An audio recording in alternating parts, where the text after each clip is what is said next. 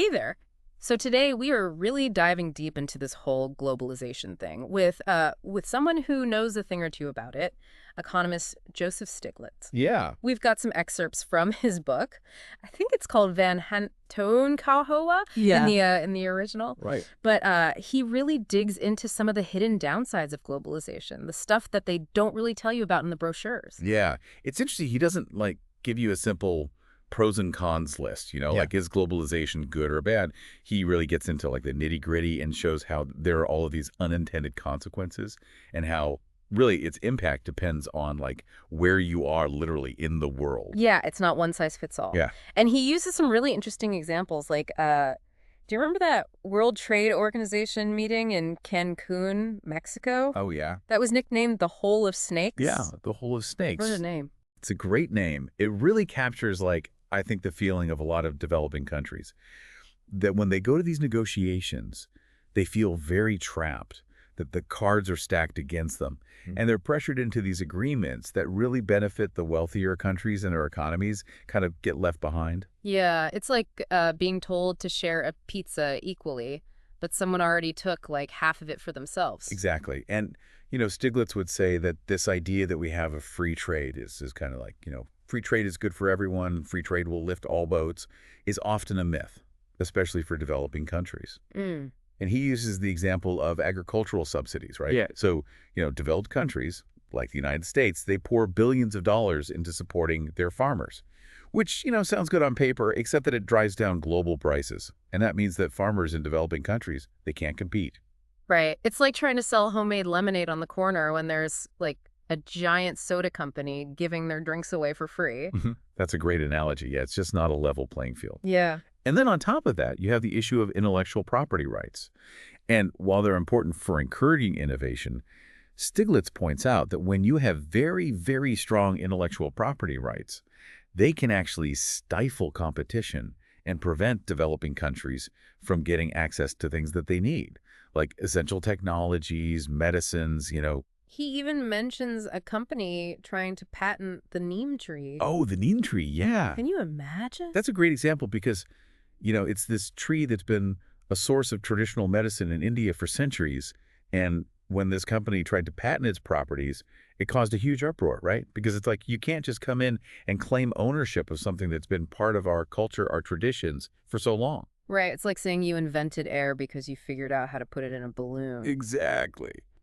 So speaking of questionable practices, Stiglitz also really takes aim at institutions like the International Monetary Fund, the IMF. All right. He argues that their policies, which are often imposed on developing countries who are struggling with debt, they can actually make things worse. Yeah, and to understand this, I think we need to understand the IMF's kind of emphasis on austerity measures, right? So when a country is deep in debt, the IMF oft prescribes cutting spending, raising interest rates. Right. But as Stiglitz argues, that can actually suffocate economic growth and trap countries in this vicious cycle of debt. It's like telling someone who's just sprained their ankle that they have to go run a marathon. Yeah. Yeah. Yeah, it seems counterintuitive. It really highlights this problem that we have, I think, in a lot of areas of globalization, is this kind of one-size-fits-all approach where, every country has its own unique set of circumstances, its own context. And so what might work in one place might be completely disastrous in another. Right, and I think that's what's so valuable about Stiglitz's insights is he really pushes us to move beyond these simplistic solutions to embrace nuance and to understand how globalization impacts different parts of the world in different ways. And he uses these very different experiences of, for example, East Asia and Latin America to illustrate this point. Exactly. So you have East Asia, right? Countries like South Korea, Taiwan, China, they all kind of used globalization to their advantage in a way. They embraced trade, they embraced foreign investment, but they did it on their own terms. It wasn't just a free-for-all. It wasn't just to open the doors and, let the chips fall where they may. Their governments often intervened. They nurtured and protected specific industries. So they used things like tariffs to protect their, industries that they were trying to grow. Right. They would subsidize industries to make them more competitive on a global scale. And at the same time, they made education, technology, real top priorities to kind of move up the value chain. So they were playing the long game, and Yeah. it worked. Yeah, Yeah, and it paid off, I mean, for the most part. So what about Latin America then? How did their experience differ? Well, unfortunately, Latin America kind of offers this contrasting example. Many countries in Latin America adopted this thing called the Washington Consensus, Okay. which advocated for, free markets, privatization, getting the government out of the economy. And instead of seeing this kind of boom that, the theory promised, the results were often very disappointing. They saw uneven growth. In some cases, poverty actually increased. So it's like the difference between following a recipe versus just kind of throwing a bunch of ingredients together and hoping for the best. That's a great way to put it. Yeah. It really is. And I think Stiglitz uses these contrasting examples to really emphasize that there is no magic formula. Right. It's not one size fits all. Yeah. It's about understanding these complexities, finding what works best for each unique context, and then creating policies that are tailored to those needs. Right. So it's much more complicated than just saying globalization good or globalization bad. There's so much more to it, and I think that leads us into another critical aspect of Stiglitz's critique, which is this idea of the resource curse. Right. Okay, the resource curse, it sounds kind of like something out of an Indiana Jones movie. Right. What does that even mean? Yeah, it's not a curse the literal sense, Okay. but it might as well be for some countries. It's this really perplexing phenomenon where countries that are abundant in natural resources, so we're talking oil, minerals, things like that, they often struggle economically despite sitting on this, potential gold mine. Right, because you would think having all these valuable resources would be like a one-way ticket to prosperity. Exactly. You would think so, right. Yeah. But it often boils down to the issue of volatility, Okay. commodity prices, right? You're- About as predictable as the weather. Yeah. And so when your entire economy is dependent on exporting these raw materials, you're at the mercy of these price swings, Oh, I see. which makes it incredibly difficult to establish any kind of stable economic foundation. So imagine like one year you've got all this like influx of cash because oil prices are high, and then the next year you're like barely scraping by because the market tanked. Exactly. You can't plan for the future. Exactly. And that's where the real problems begin. Because when you have that kind of economic roller coaster, it makes it so hard for governments to invest in the things that actually matter for long-term growth, Yeah. like education, infrastructure, Yes. healthcare, Right. the things that can help you diversify your economy, Right. make you more resilient. Right. So you're kind of stuck on this like financial merry-go-round. Yeah. You get a glimpse of what prosperity could look like, but then you're right back where you started. Yeah. It's a very fitting analogy. Yeah. And as if that wasn't enough, Stiglitz points out there's this other layer of complexity, which is this thing called Dutch disease.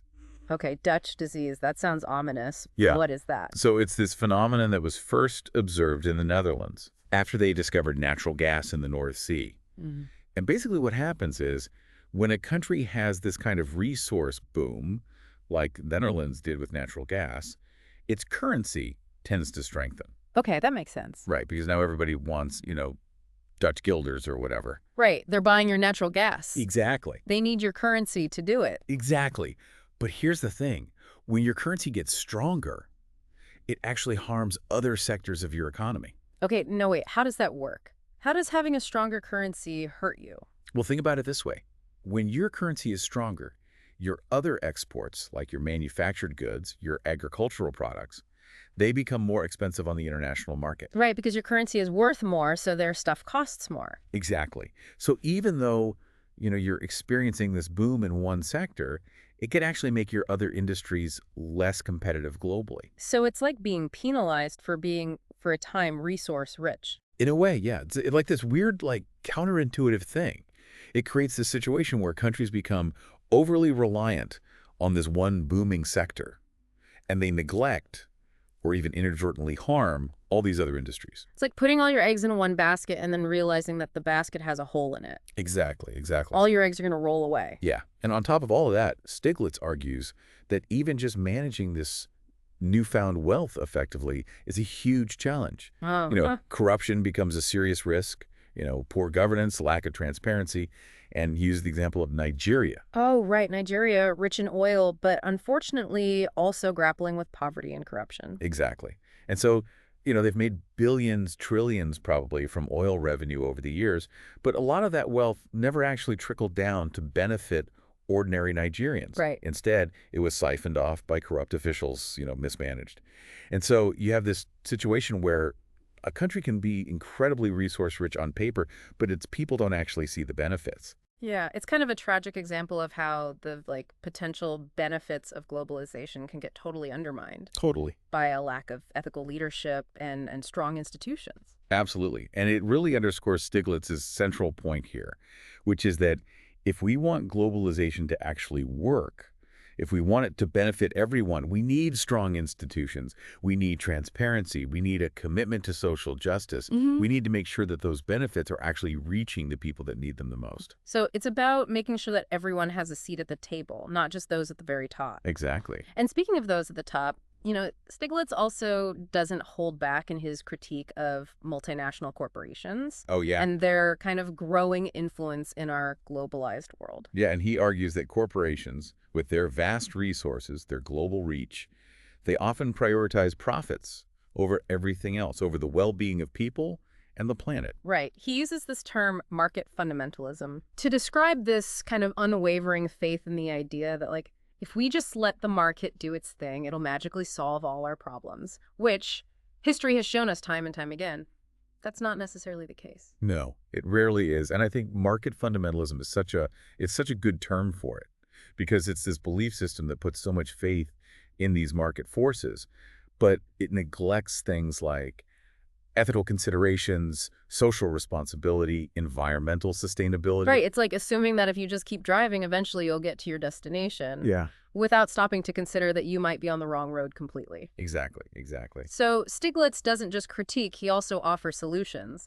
So what kind of changes is he proposing to make globalization work better for everyone? Well, he advocates for this kind of multifaceted approach, addressing things on a national level, but also on an international level. Okay. So on a national level, he really emphasizes the importance of strong social safety nets. So things like universal health care, affordable education, fair labor practices. These are crucial, he says, for creating a more equitable society, making sure that everyone has the opportunity to thrive. So it's about investing in people, not just profits. Exactly, exactly. He also argues that governments need to play a more active role in regulating markets, kind of guiding them towards a path that benefits the greater good, not just the bottom line. Right. So find that balance between economic growth and social well-being. Exactly, exactly. So what about on an international scale? Yeah. How do we start to address some of these bigger, more complex global challenges? Well, this is where he calls for a major overhaul of institutions like the IMF, the World Trade Organization. He believes that they need to be more democratic, more transparent, more accountable to the needs of developing countries. And he says we need to move away from these kind of top-down solutions that have often been imposed on countries. Yeah. And move towards a more collaborative approach. So less dictating and more actual partnership. Exactly. It's about recognizing that we're all in this together, right?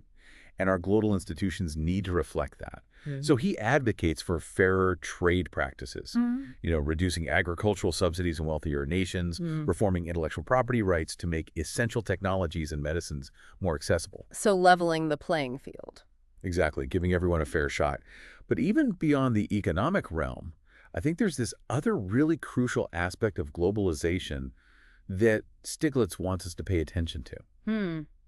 Yeah, it's not just about the money, right? There's this whole other layer to globalization Absolutely. that impacts our cultures, our values, who we are. Absolutely. And Stiglitz argues that globalization as it is now, it often pushes towards this kind of cultural homogenization, where a dominant, usually westernized culture is being spread everywhere through the media and corporate influence. Right. And he says this risks kind of eroding the richness and the diversity of local traditions and values.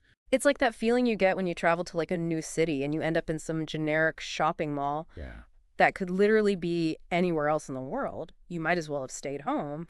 Exactly. And it's how do we embrace that global interconnectedness without kind of bulldozing over the things that make us different, Right. that make each culture unique and valuable. Right. It's about building bridges, not, like you said, bulldozing over everything Right. with our Western ways or whatever. And this leads, I think, to what is really the crux of Stiglitz's message, which is that He's not saying that globalization is inherently good or bad. Okay. It's way more nuanced than that. Right. It's about recognizing that globalization is this incredibly powerful force Yeah. that can be shaped, it can be molded, and it's up to us to decide what kind of world we want to create with it. Right. It's like being handed a set of really powerful tools. Yeah, And you can use those tools to build something incredible that benefits everyone, or you can misuse them and end up in a lot of trouble. exactly. A perfect analogy. Yeah. And I think one of the most critical areas where we need to be careful with these tools is with this whole issue of climate change. Yes, absolutely. And Stiglitz does not mince words when it comes to climate change. No, he does not. He's particularly critical of the United States, I think, for its reluctance to take meaningful action, especially earlier on, like rejecting the Kyoto Protocol. Yeah, and he calls this out as hypocrisy. Yeah. Because you have a nation that has benefited so much from industrialization, from globalization, that consumes a disproportionate share of global resources, and yet drags its feet on taking responsibility for its environmental impact. Right. It's like throwing this giant party, Yeah. trashing the place, and then refusing to help clean up, Sticking which up. everyone else is like, come on, dude. Yeah, and he argues that wealthy nations, especially those that has benefited the most from globalization, have a moral obligation to lead the charge in addressing this problem. So it's about stepping up, being accountable, recognizing that this is a problem that we all share, and it's going to take all of us working together to solve it. Exactly, and I think a lot of people agree with that sentiment. Right. That it's a shared problem. But he doesn't just point fingers, right? He offers solutions. He does. Okay. So, for example, he proposes this global carbon tax Okay. as a way to incentivize emissions reduction. Hmm. So basically, you tax polluters, and you use that revenue to fund sustainable development. So you're using market forces to drive positive change Exactly. by making it more expensive to pollute. Right. You encourage companies to find cleaner alternatives. And you generate funding for, clean energy and other solutions. Exactly. It's like hitting two birds with one stone. Exactly. Or I guess not hitting birds. Right, not hitting birds. That's not the goal here. We like birds. So we're attracting two birds with one feeder. How about that? There you go. I like that much better. Much better analogy. Yeah, and he also stresses the importance of technology transfer, making sure that developing countries have access to clean energy technologies Right. so that they can grow their economies in a sustainable way Makes sense. without having to rely on, dirty fossil fuel. All right. It's about sharing the solutions, Yeah, sharing the responsibility, absolutely. recognizing that we're all in this together. Mhm. A healthy planet benefits everyone. And I think ultimately the power of Stiglitz's work is not just in his critique, Yeah. but in the seeds of possibility that he plants. He gives us this vision of a world where globalization is a force for good, Yeah. where its benefits are shared more equitably, and where we recognize our interconnectedness to each other and the planet. It's a call to action in a way, right? Absolutely. It's a reminder that we all have a role to play Yeah. in shaping a more just and sustainable world. And as Stiglitz himself so eloquently puts it, the question is not whether globalization is good or bad, but rather what kind of world we want to create together in this era of unprecedented global connection. That's a powerful question, It is. and one that I hope you, our listener, will continue to ponder Yeah. as you navigate, the complexities of our increasingly interconnected world. Yeah. Remember, Stiglitz's insights challenge the status quo, ask tough questions, and demand a globalization that works for everyone, You're not just a select few. This has been a really eye-opening deep dive, don't you think? absolutely. I've learned a lot just talking to you about it. Likewise. Until next time.